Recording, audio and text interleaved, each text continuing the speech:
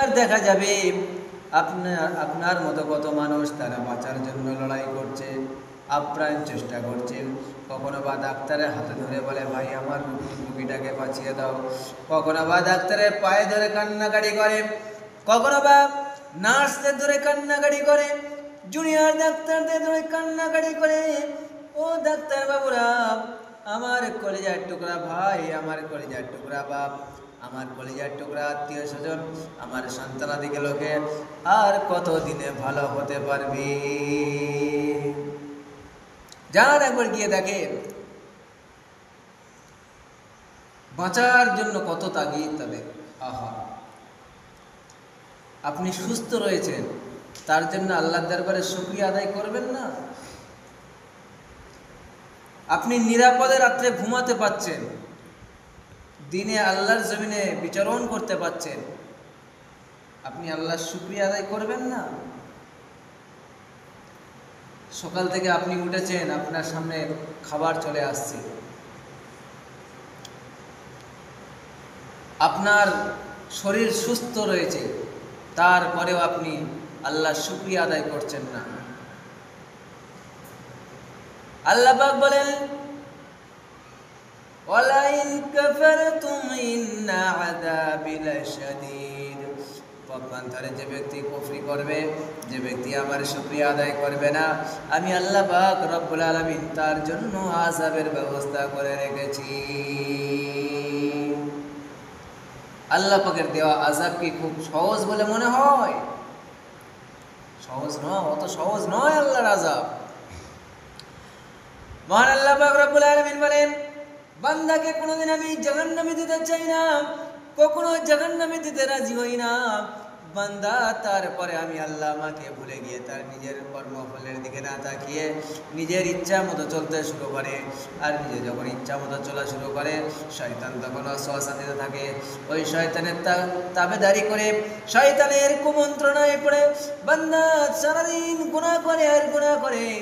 একবারও ভাবে না বান্দা সারাদিন কি করলো আর না করলো, কতটা গুনার কাজ করলো আর কতটা আল্লাহ পাকের কাজ করলো, বান্দা একবারও ভাবে না। বরঞ্চ বান্দা বালিশে মাথা দিয়ে শুয়ে শুয়ে চিন্তা করে, আজকের কত টাকা ইনকাম করেছি, কত টাকা ইনকাম করেছি, কত খরচা করেছি, কত বাঁচিয়ে বাড়ি আনতে পেরেছি, এটার হিসাব করে। বান্দা একবার হিসাব করে না, আমি সারাদিনে কতটা নেকি করেছি আর কতটা গুনাহের কাজ করেছি, একবার হিসাব করে না।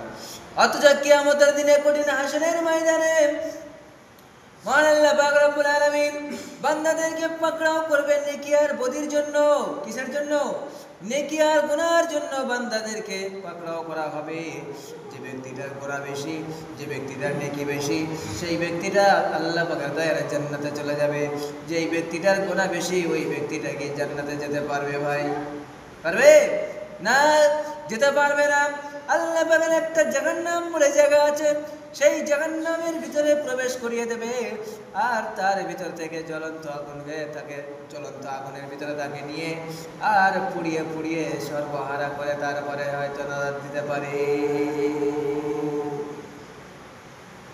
আমাদের গায়ে যে গোস্ত আছে, চামড়া আছে, সব শিরা আছে, রগ আছে, সবগুলোকে আগুনে ঝলসে দেওয়া হবে, পুড়িয়ে দেওয়া হবে।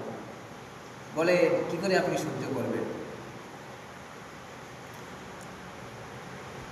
প্রিয় নবী সাল্লাল্লাহু আলাইহি সাল্লামের দরবারে রাসূলের সাহাবীরা বসে থাকেন। দয়ার নবী আমার জাহান্নামের আলাপ আলোচনা করতে থাকে, জান্নাতের আলাপ আলোচনা করতে থাকে।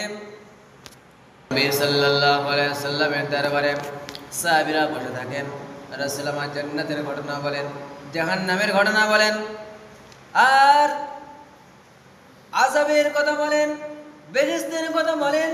সাহাবীরা মনোযোগ সহকারে শুনতে থাকেন। আর শুনতে শুনতে শুনতে শুনতে হযরত ওমর ফারুক রাদিয়াল্লাহু তাআলা আনহু আর তিনি সেখান থেকে শুনে নিয়ে রাতে বাড়ি চলে আসেন। খাওয়া দাওয়া করার পরে একটু বিছানাতে শুয়ে পড়েন। সবাই যখন ঘুমের মধ্যে চলে যায়, হযরত ওমর ফারুক রাদিয়াল্লাহু তাআলা আনহু আস্তে আস্তে উঠে পড়েন। মদিনাতুল মুনাওয়ারার মসজিদে নববীর পাশে একটি কবরস্থান আছে, যে কবরস্থানের নাম হলো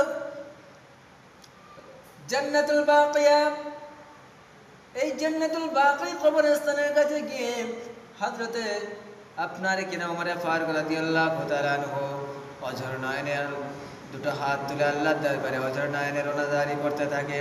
এমন করে রোনাজারি করতে করতে ফজর হয়ে যায়, সাহাবীরা দেখতে পেয়ে যায় হযরত ওমর ফারুক রোনাজারি করেন, কান্নাকাটি করেন, কবরের পাশে দাঁড়িয়ে দাঁড়িয়ে কান্নাকাটি করে। সাহাবীরা জিজ্ঞাসা করে, ভাই আল্লাহ পাকের নবীর সাহাবী রে আল্লাহ পাকের নবীর প্রাণ প্রিয় সাহাবী হযরত ওমর ফারুক, আপনি এত কান্নাকাটি করেন কেন?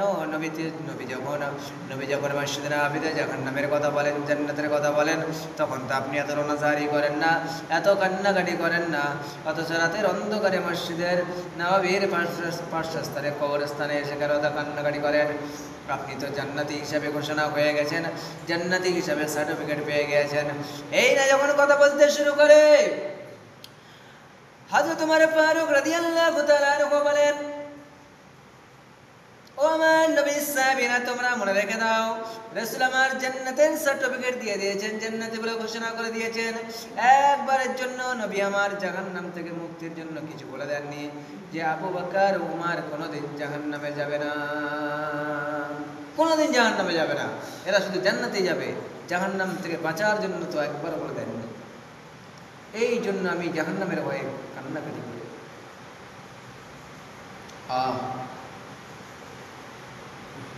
রাসূলের হাতে হাত দিয়ে যারা বায়াত গ্রহণ করেছিলেন, ঈমানের কলেমা পড়েছিলেন, এরা সব তো কুফরি অবস্থায় ছিল। কাফের থেকে মুসলমান হয়ে তারা ঈমানের এমন পাওয়ার দেখিয়েছে, যে পাওয়ারে আল্লাহ পাকের রহমতের ফেরেশতারা তাদের জানাজায় হাজির হয়েছে। বলুন সুবহানাল্লাহ। আমরা তো শুধু সুবহানাল্লাহ আর আলহামদুলিল্লাহ বলা শিখেছি, আর কিছু পারি? আর কিছু পারি? এত নবীদের কাহিনী শোনানো হচ্ছে, এত সাহাবীদের কাহিনী শোনানো হচ্ছে, এত ওলি আল্লাহ পীর বুজুর্গদের কাহিনী শোনানো হচ্ছে, এগুলো আর বাস্তবে রূপ দিতে পারছি না, শুধু সুবহানাল্লাহ বলতে শিখে গেছি। আমাদের ঘরে মা, বোন, বেটি, ভাবি, চাচি সব এক ধাঁচে রয়ে গেছে, এক ধাঁচে। কেউ রাবিয়া বসরি হতে পারল?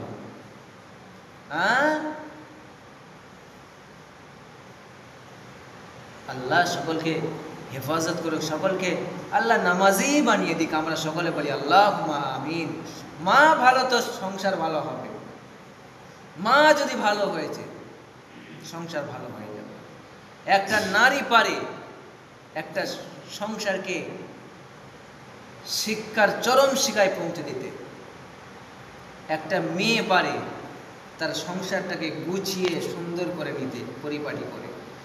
একটা মা পারে তার বাচ্চা কাচ্চাগুলোকে আদর্শ শিক্ষায় শিক্ষিত করতে। একটা মার দ্বারাই সম্ভব, কিন্তু বাপের দ্বারা সম্ভব না।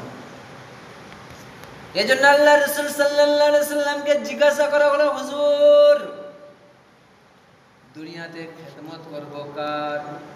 আল্লাহ রাসূল বললেন তোমার মায়ের। তারপরে কার? তিনি বললেন তোমার মায়ের।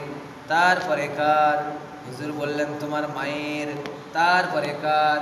হুজুর আবার বললেন এবার তোমার বাপের। মায়ের কথা কবার বললেন? 3 বার বললেন। সালাসা মাররা, তিনবার বললেন মায়ের কথা। মায়ের গুরুত্ব বেশি, এজন্য মা পারবে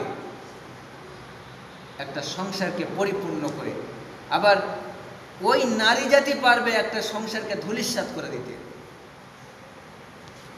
একটা নারী পারবে অপর একটা সংসারকে তছনছ করে দিতে। আমরা ভাইরা অনেক 4-5 ভাই ধরেন আমরা 4-5 ভাই ছোট্টবেলা থেকে কত সুন্দর মিলেমিশে হেসে খেলে বড় হয়েছি। হয়েছে না হয়নি? হয়েছে। 4-5 ভাই সবার বিয়ে শাদী হয়েছে। বিয়ে শাদী হওয়ার পরে সবাই আলাদা হয় না? হয় না। শুধু আলাদা হয় না, এমনও ঘর আছে ভাই ভাইকে দেখলে ছাওয়াটি হয় না। আছে না নাই?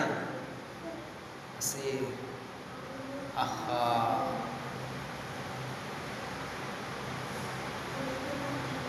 আল্লাহ আমাদেরকে হেফাজত করুন। ভাইরা আমার মাথায় রাখুন, প্রিয় নবী মুহাম্মদুর রাসূলুল্লাহ সাল্লাল্লাহু আলাইহি ওয়াসাল্লাম বললেন, আনা বুইস্তু মুআল্লিমুকুম, আমি তোমাদের জন্য শিক্ষক হয়ে এসেছি দুনিয়াতে। আমি তোমাদের কাছে দুনিয়াতে শিক্ষক হয়ে এসেছি। এমন শিক্ষা তোমাদের কাছে দিয়ে যাব যে শিক্ষাটা তোমাকে জান্নাত পর্যন্ত নিয়ে যেতে পারবে, জান্নাতে পৌঁছে দেবে। এমন শিক্ষা, দুনিয়াবী শিক্ষা আর আখিরাতেরও শিক্ষা। শিক্ষা এমন শিক্ষা, সে শিক্ষায় শিক্ষিত হলে ব্যারিস্টার হতে পারবে, সে শিক্ষায় শিক্ষিত হলে জজ হতে পারবে, সে শিক্ষায় শিক্ষিত হতে পারলে বড় ডক্টর হতে পারবে, যে শিক্ষায় শিক্ষিত হতে পারলে উকিলও হতে পারবে, সেই শিক্ষায় শিক্ষিত হতে পারলে আপনার বড় বড় প্রিন্সিপালও হতে পারবে, অ্যাডভোকেটও হতে পারবে, সব কিছু হওয়া সম্ভব। তো প্রিয় নবী সাল্লাল্লাহু আলাইহি সাল্লাম বললেন, আনা বুইস্তু মুআল্লিমুকুম, আমি তোমাদের কাছে শিক্ষক স্বরূপ এসেছি। সেই শিক্ষকের কাছ থেকে শিক্ষা নিতে হবে না হবে না? সেই শিক্ষকের কাছ থেকে শিক্ষা নিতে হবে না হবে না? শিক্ষা তো তিনি দিয়ে গেছেন, আমরা শিখেছি না ছেড়ে দিয়েছি? আমরা সেই শিক্ষকের কাছ থেকে শিক্ষা নিয়েছি না শিক্ষককে দূরে সরিয়ে দিয়েছি? আজ আমাদের কাছে সেই শিক্ষক বেঁচে নেই, তবে শিক্ষকের রেখে দেওয়া দুটো জিনিস আমাদের কাছে রেখে গেছে। দুটো জিনিস সেই শিক্ষক বলেছেন। প্রিয় নবী সাল্লাল্লাহু আলাইহি সাল্লাম বললেন, ও আমার সাহাবীরা মনে রাখো, আমি রাসূলুল্লাহ তোমাদের জানিয়ে দিলাম, আমি দুনিয়া থেকে বিদায় নিয়ে নেব। তারাকতু ফীকুম আমরাইন লান তাদিল্লু মা তামাসসাকতুম বিহিমা কিতাবাল্লাহি ওয়া সুন্নাতি রাসূলিহি। আমি নবী তোমাদের কাছ থেকে বিদায় নিয়ে চলে যাব। দুনিয়াতে আর বেশি দিন হয়তো আমি আর থাকবো না। আল্লাহ পাকের ডাকে সাড়া দিয়ে আমিও চলে যাব। তবে তোমাদের কাছে আমি দুটো জিনিস ছেড়ে যাচ্ছি। এক নম্বরে হলো আল্লাহ পাকের কালামুল্লাহ শরীফটাকে রেখে যাচ্ছি, আর দ্বিতীয় হলো আমি নবী আমার সুন্নাতটাকে রেখে যাচ্ছি।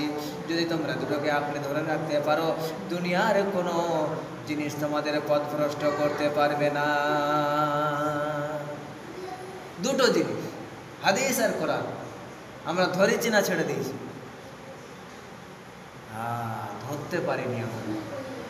বলেন, আমরা নামাজ পড়ছি, নামাজ ধরেছি না নামাজ পড়ছি? কোনটা করছি আমরা? যে ব্যক্তি নামাজ ধরে ওই ব্যক্তি কিন্তু নামাজ ছাড়তে পারে না, আর যে ব্যক্তি নামাজ পড়ে সে ব্যক্তি নামাজ ছেড়েও দিতে পারে। এই জন্য যে কোনো জিনিস আমাদেরকে মজবুত করে ধরতে হবে। আল্লাহ পাক বলছেন, ওয়াহাবলিল্লাহি জামিআ ওয়ালা তাফাররাকু, তোমরা আমার রশিটাকে মজবুত করে ধরো। এখানে পড়ার কথা বলা হয়নি, আমার রশিটাকে মজবুত করে ধরো। ওয়ালা তাফাররাকু, তোমরা পৃথক হয়ো না, ভেদাভেদ সৃষ্টি করো না, একে অপর থেকে দূরে সরে চলে যাও না। ইসলামের রশিটাকে মজবুত করে ধরো। তাহলে আমাদেরকে প্রথম ধরতে হবে। যে ব্যক্তি একবার ধরবে ও ব্যক্তি আর ছাড়বে না।